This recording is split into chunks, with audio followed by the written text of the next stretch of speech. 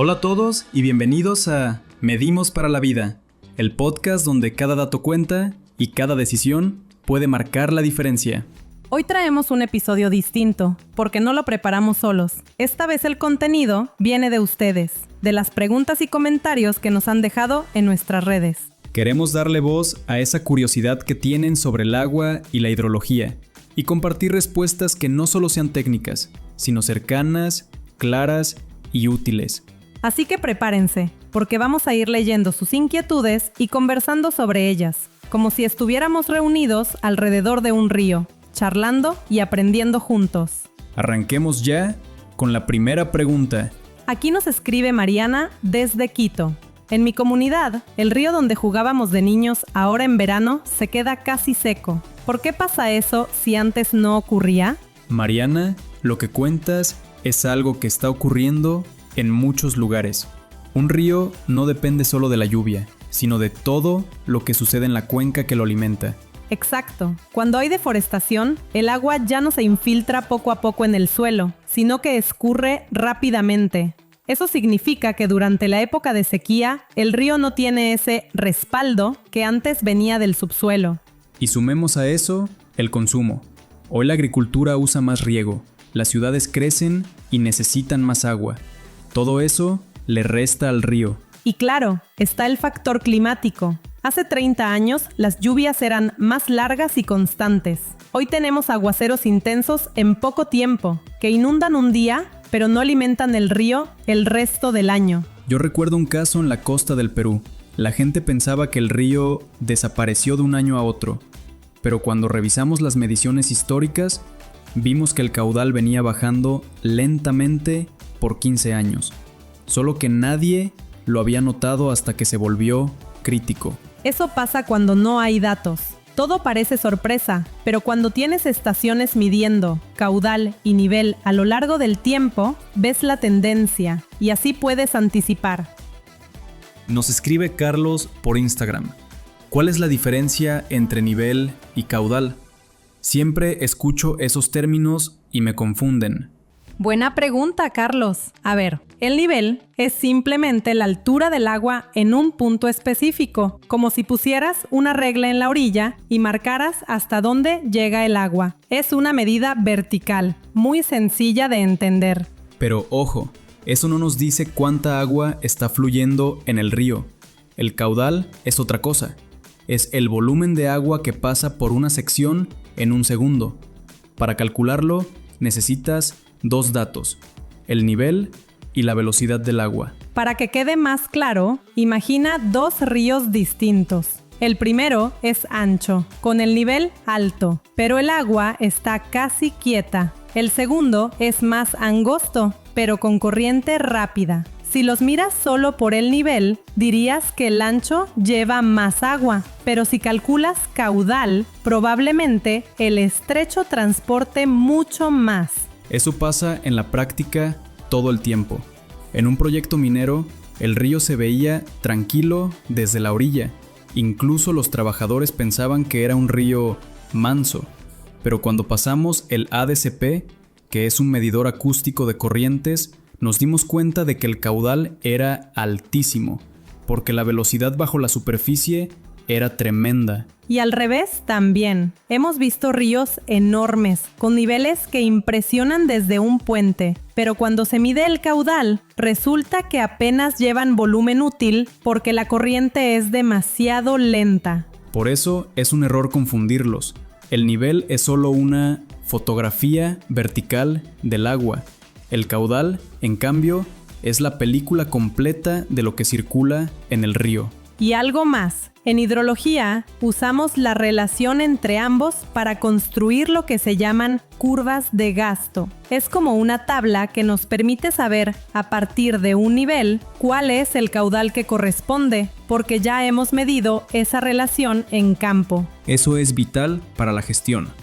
Con esa información puedes planificar riegos, calcular cuánto volumen almacenará una represa o decidir si una central hidroeléctrica puede operar con seguridad. En resumen, nivel y caudal son diferentes, pero se complementan. Uno sin el otro no sirve para tomar decisiones. Por eso, siempre medimos ambos. Y ahí es donde la tecnología nos ayuda a obtener datos precisos y confiables. Aquí nos escribe José Luis en Facebook. Si quiero saber cómo está un río, ¿qué cosas debería medir? Muy buena pregunta, José Luis. Lo básico siempre es nivel y caudal. Es decir, saber cuánta agua hay y cuánto está fluyendo. Pero si quieres realmente entender un río, hay que ir más allá. Exacto. No basta con saber si el río está alto o bajo. La calidad del agua también es fundamental. Hablamos de pH, oxígeno disuelto, turbidez, conductividad, temperatura. Estos parámetros nos dicen si esa agua puede usarse para riego, para consumo, para industria o si está en riesgo de contaminación. Y ojo con los sedimentos. Muchas veces se les resta importancia, pero son determinantes. Un río con exceso de sedimentos puede colmatar una represa en cuestión de pocos años. También puede dañar turbinas en una hidroeléctrica o tapar canales de riego. Me acuerdo de una visita a la Amazonía. El río parecía normal a simple vista, pero la turbidez era altísima. Los sistemas de agua potable de la comunidad se tapaban constantemente. Al instalar un monitoreo continuo de turbidez, lograron identificar cuándo el agua estaba demasiado cargada y podían planificar el uso de filtros o incluso almacenar agua más limpia antes de las crecidas. Sí, ese caso fue clave. Y fíjate que no se trataba de un río gigantesco, era más bien mediano. Pero el problema era constante. Solo cuando comenzaron a medir se dieron cuenta de que no podían depender de la vista. Lo turbio no siempre es evidente al ojo, pero el sensor te lo muestra con datos. Y no olvidemos que cada parámetro tiene un rol distinto. El oxígeno disuelto, por ejemplo, es vital para la vida acuática. Si baja demasiado, los peces mueren. El pH te indica si el agua está dentro de un rango seguro o si es corrosiva. La conductividad revela la presencia de sales o contaminantes. Es como un chequeo médico del río. No basta con ver si respira, nivel y caudal. También hay que mirar su sangre, su temperatura, su oxigenación. Hoy tenemos la ventaja de que existen sondas multiparamétricas que permiten medir todo eso en un solo equipo en tiempo real. Antes implicaba llevar muestras al laboratorio, esperar días o semanas. Ahora puedes tener los datos al instante. Y con esos datos continuos, no solo se detectan problemas en el momento, también se ven tendencias. Por ejemplo, si cada año la conductividad sube en cierta época, puede ser señal de contaminación agrícola. O, si la turbidez se dispara en determinadas lluvias, se sabe que hay erosión fuerte en la cuenca. Así que, José Luis, cuando quieras saber cómo está un río, piensa en todo esto: nivel, caudal, calidad y sedimentos. Cada uno aporta una pieza del rompecabezas. Y juntos nos dan la imagen completa para gestionar el agua de manera inteligente y sostenible. Nos pregunta Ana María en Twitter: ¿cuál es el sensor más confiable para un río? Muy buena pregunta, Ana María. Empecemos por el nivel. Hoy, lo más confiable son los radares sin contacto. ¿Por qué? Porque están instalados fuera del agua, generalmente en un puente o en una estructura sobre el cauce. Eso los hace muy resistentes. Aunque el río crezca, arrastre ramas o incluso troncos, el sensor sigue funcionando sin dañarse. Exacto. Además, los radares tienen otra ventaja. No necesitan mantenimiento constante porque no están expuestos al lodo ni a la corrosión. Es como tener un ojo electrónico que observa el río desde arriba, llueva o truene. Ahora, cuando hablamos de caudal, la tecnología clave son los ADCP, que significa Acoustic Doppler Current Profiler. Estos equipos emiten pulsos de sonido bajo el agua y miden cómo se mueve la corriente en distintas profundidades. Es decir, no solo te dicen qué tan rápido fluye en la superficie, sino en todo el perfil del río. Es como hacer una radiografía de la corriente. A veces, la superficie se ve tranquila, pero abajo, el agua corre con mucha fuerza. El ADCP te muestra esa diferencia. Recuerdo, en una campaña de aforo, que A simple vista, el río parecía lento, pero el ADCP reveló velocidades altísimas en el fondo. Sin esa medición, hubiéramos subestimado el caudal. Y si hablamos de calidad, ahí entran las ondas multiparamétricas. Se sumergen en el agua y pueden medir pH, oxígeno disuelto, turbidez, temperatura, conductividad y otros parámetros en tiempo real. Son como un laboratorio portátil que queda instalado en el río. Pero ojo, un sensor solo no hace milagros. Lo importante es el sistema completo. Necesitas energía, por ejemplo, paneles solares, un data logger que almacene la información y telemetría para transmitirla en tiempo real, ya sea por celular o por satélite si estás en una zona remota. La diferencia entre un montaje improvisado y una estación profesional está en esa integración. Un sensor aislado te puede dar un dato puntual, pero una estación completa te da información confiable las 24 horas, todos los días del año. Y esa confiabilidad es lo que hace que las decisiones sean correctas, desde programar turnos de riego hasta activar una alerta temprana en caso de crecida. Así que, Ana María, no se trata solo de el sensor más confiable, sino de escoger la tecnología adecuada para cada parámetro y asegurarse de que todo el sistema esté bien diseñado y mantenido. Pregunta Miguel desde Cusco: si tengo un sensor de nivel, ¿ya puedo predecir inundaciones? Gran pregunta, Miguel. El nivel es una pieza fundamental, porque te dice cómo está el río en este momento. Pero ojo, es solo una fotografía instantánea. Un valor de nivel alto puede indicar que el río está a punto de desbordarse, o no, según las condiciones de la cuenca. Exacto. Para anticipar una inundación necesitas mucho más contexto. Tienes que saber cuánta lluvia está cayendo río arriba, si el suelo está saturado de agua, si los embalses están llenos o si la vegetación retiene lo suficiente. Todos esos factores se combinan. En una comunidad andina tuvimos una experiencia muy ilustrativa. El río local estaba bajo y la gente pensaba que no había riesgo. Pero los pluviómetros en las montañas ya mostraban lluvias intensas. Horas después, la crecida llegó con fuerza. Si nos hubiéramos quedado solo con el nivel en el pueblo, la alerta habría llegado demasiado tarde. Eso pasa mucho. La gente confía en lo que ve en el tramo del río frente a su casa. Pero el río es un sistema que arrastra información desde kilómetros arriba. Ahí es donde entran los modelos hidrológicos que integran datos de lluvia, caudal, pendiente, infiltración y pueden proyectar cómo se comportará el río en las próximas horas. Y la tecnología ayuda muchísimo.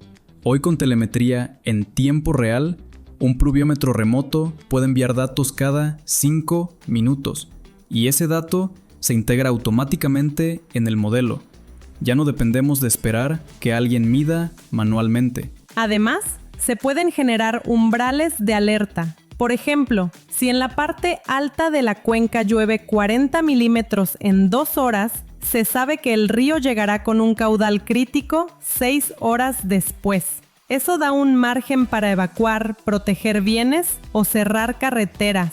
Por eso, la respuesta a tu pregunta, Miguel, es que un sensor de nivel es vital, pero no es suficiente por sí solo. Sirve como una pieza del rompecabezas, pero para predecir inundaciones necesitas la imagen completa: lluvias, suelos, caudales y modelos integrados. Y cuando todo eso se combina, pasamos de la sorpresa al aviso temprano. Esa es la diferencia entre reaccionar a una tragedia o prevenirla a tiempo. Aquí Paola en YouTube nos dice: ¿cómo saben si el agua de un río es buena o mala? Muy buena pregunta, Paola, porque a simple vista parece fácil. Uno ve el agua cristalina y piensa: ¡qué limpia! O ve agua turbia y dice: esta está contaminada. Pero la realidad es que el ojo engaña muchísimo. Exacto. Para eso usamos sondas multiparamétricas. Son equipos que se sumergen directamente en el agua y en segundos entregan lecturas de parámetros clave: oxígeno disuelto, pH, turbidez, temperatura, conductividad. Y cada uno de esos valores nos dice una parte de la historia. Me acuerdo de una capacitación con agricultores en la sierra. Teníamos 2 muestras de agua. Una, totalmente transparente, parecía salida de un manantial. Y otra, turbia, con un color marrón que no daba confianza. Cuando medimos con la sonda, la transparente tenía oxígeno bajísimo, peligroso para peces y plantas. En cambio, la turbia estaba dentro de los rangos de norma. Solo tenía sedimentos en suspensión. Ese momento fue revelador. La gente entendió que la vista no basta, que hay contaminaciones invisibles, aguas con metales, con exceso de nutrientes, con baja oxigenación. Son problemas que no se ven, pero que un sensor sí detecta en segundos. Y lo bueno es que hoy no hay que esperar semanas por un laboratorio. Con estas ondas, los datos se obtienen en campo y en tiempo real. Incluso pueden transmitirlos a la nube y ver los resultados en una aplicación. Además, medir continuamente permite detectar cambios bruscos. Por ejemplo, si de repente baja el oxígeno, puede indicar una descarga contaminante río arriba. Eso activa alarmas inmediatas. Y también sirve para usos cotidianos. Un municipio puede decidir si esa agua es apta para potabilizar. Una piscícola puede saber si sus peces tienen riesgo. Un agricultor puede evaluar si ese río es bueno para riego. En definitiva, Paola, para saber si el agua es buena o mala, no basta con verla. Se necesitan instrumentos que traduzcan la química y la física del agua en datos claros. Y esos datos son los que permiten cuidar la salud de las personas, de los ecosistemas y de las actividades que dependen del río. Nos escribe Fernando en LinkedIn. ¿Cada cuánto se revisan los sensores?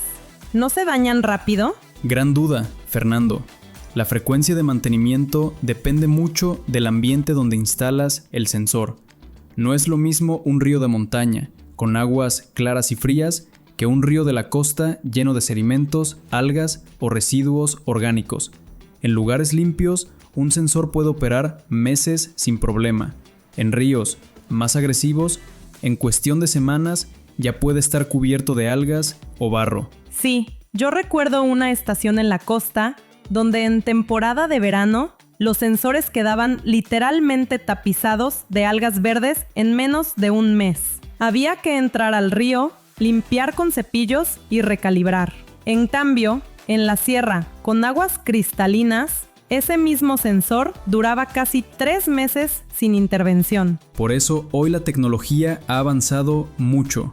Algunos equipos incluyen sistemas automáticos de limpieza, pequeños cepillos internos o chorros de agua que, cada cierto tiempo, barren la superficie del sensor. Además, hay recubrimientos especiales que reducen la incrustación de organismos. Y hay algo clave que a veces se olvida. No se trata solo de limpiar. También hay que calibrar los sensores, verificar que siguen midiendo con precisión. Un sensor mal calibrado puede darte datos engañosos, y eso es incluso más peligroso que no tener datos. Totalmente. Recuerdo en un proyecto que una sonda de oxígeno empezó a marcar valores bajos, y la comunidad se preocupó pensando que había contaminación. Pero al revisar, vimos que lo que pasaba era que el sensor llevaba 6 meses sin calibrarse. Tras la calibración, los datos volvieron a ser correctos. Ahí está la enseñanza. Un sensor no es un colócalo y olvídate. Es un instrumento delicado que necesita un plan de mantenimiento adaptado al sitio. Si ese plan se cumple, limpieza, calibración y chequeos periódicos, un sensor puede durar muchos años funcionando y garantizando datos de calidad. Así que, Fernando, no es que se dañen rápido. Todo depende de cómo se cuiden y del ambiente donde trabajen. Con la rutina adecuada son equipos muy confiables. Aquí Gabriela, desde Lima, pregunta: cuando ya tienen los datos, ¿qué hacen con ellos? Gran pregunta, Gabriela. Lo primero es que los datos no se quedan guardados en la estación, como pasaba hace años con los equipos antiguos. Hoy se transmiten a un servidor o a la nube en tiempo real, y allí se convierten en gráficos, reportes y hasta en alertas automáticas que cualquier persona puede interpretar. Eso cambia totalmente las reglas. Por ejemplo, una junta de agua que antes tenía que mandar gente a medir manualmente cada semana, ahora puede organizar los turnos de riego con base en datos que se actualizan cada 15 minutos. Si ven que el caudal está bajando, ajustan las entregas y evitan peleas entre usuarios. En hidroeléctricas también es vital. Un dato en tiempo real del nivel del embalse permite decidir si se abren compuertas o se ajustan turbinas. Y no estamos hablando solo de eficiencia energética, sino también de seguridad. Un retraso en esa decisión puede significar una crecida no controlada. Y pensemos en comunidades. Imagina un pueblo ribereño que recibe en sus celulares una alerta porque el nivel del río superó el umbral crítico. Eso da horas de ventaja para evacuar o proteger bienes. Esa información salva vidas. Y hay algo más que me gusta resaltar. Cuando los datos son públicos, la confianza aumenta. Si todos tienen acceso al mismo gráfico del río, ya no hay discusiones de «a mí me dieron menos agua» o «el río no está tan bajo como dicen». Todos ven la misma información y las decisiones se vuelven más transparentes. Incluso hemos visto proyectos donde colocan una pantalla en la plaza central de la comunidad. Ahí aparece el nivel del río actualizado cada hora. La gente se reúne, lo comenta, lo entiende, y ese simple gesto convierte al dato en una herramienta social, no solo técnica. Así que, Gabriela, lo que pasa con los datos es que se transforman. De ser solo números en un sensor, se convierten en decisiones para agricultores, en seguridad para ciudades, en transparencia para comunidades y en eficiencia para industrias. Ese es el verdadero valor de medir. Transformar números en conocimiento que ayuda a la gente en su vida diaria. Aquí David en WhatsApp nos pregunta, ¿qué tecnologías nuevas están usando ahora? David, la verdad es que estamos viviendo un momento fascinante en hidrología. Antes, las estaciones eran grandes, costosas y complicadas de instalar. Hoy, tenemos estaciones compactas, casi del tamaño de una mochila, que funcionan con muy bajo consumo de energía y transmiten datos vía IoT. Eso significa que puedes instalarlas en un día y al día siguiente ya estás viendo la información en tu celular. Sí, y lo mejor es que esa transmisión no necesita grandes infraestructuras. Muchas de estas estaciones usan redes de baja potencia, como LoRa o NB-IoT, que permiten enviar datos desde lugares remotos sin gastar casi batería. Es como si cada sensor tuviera voz propia y estuviera enviando mensajes constantes sobre el río. Otra revolución son los drones. Antes, para medir caudales, los técnicos tenían que meterse al río, a veces arriesgando la vida en corrientes fuertes. Hoy, con un dron equipado con un ADCP o con sensores de superficie, puedes medir desde arriba sin que nadie pise el agua. Eso es seguridad y eficiencia al mismo tiempo. Yo recuerdo un caso en un río amazónico ancho, lleno de palizadas flotando. Antes, hubiera sido casi imposible hacer un aforo seguro, pero con un dron se pudo levantar todo el perfil de velocidades en minutos, sin riesgo y con datos mucho más completos. Y hablemos de telemetría satelital. Hoy, es posible monitorear cuencas en zonas donde no hay ni una barra de señal celular. Los sensores envían la información directamente a un satélite y de ahí a los centros de control. Es increíble pensar que un equipo en plena selva puede estar mandando datos cada hora a una computadora en la ciudad. La clave de toda esta innovación no es solo medir más, sino integrar. Una estación compacta en campo, un dron sobrevolando, un satélite recibiendo datos, todo conectado a una plataforma que no solo muestra números, sino que traduce esa información en gráficos, alertas y decisiones claras. Y eso es lo que cambia todo.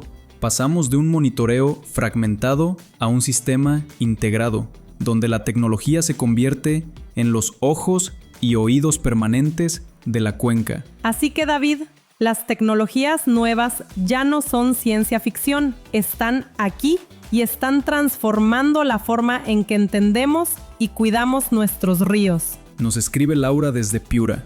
¿Qué tiene que ver la hidrología con el cambio climático? Muchísimo, Laura. El cambio climático es, en gran parte, un cambio en el ciclo del agua. Hoy vemos sequías que duran meses más de lo esperado, lluvias que caen en horas con la fuerza de todo un mes y glaciares que retroceden a un ritmo nunca visto. Todo eso se traduce en ríos más impredecibles. Exacto. Antes, muchos ríos seguían un patrón bastante estable. Sabías cuándo llegaban las lluvias y cuándo bajaba el caudal. Hoy esa estacionalidad se rompe. Hemos visto cuencas donde en un mes apenas corre un hilo de agua y al siguiente hay desbordes que arrasan comunidades. Y ese desbalance tiene impactos en todos los sectores. La agricultura sufre porque no sabe cuándo regar ni cuánta agua habrá. La energía hidroeléctrica enfrenta incertidumbre porque los embalses no se llenan como antes. Y las ciudades ribereñas deben convivir con un riesgo permanente de inundaciones. Ahí es donde entra la hidrología. No puede detener el cambio climático, pero sí nos da las herramientas para adaptarnos.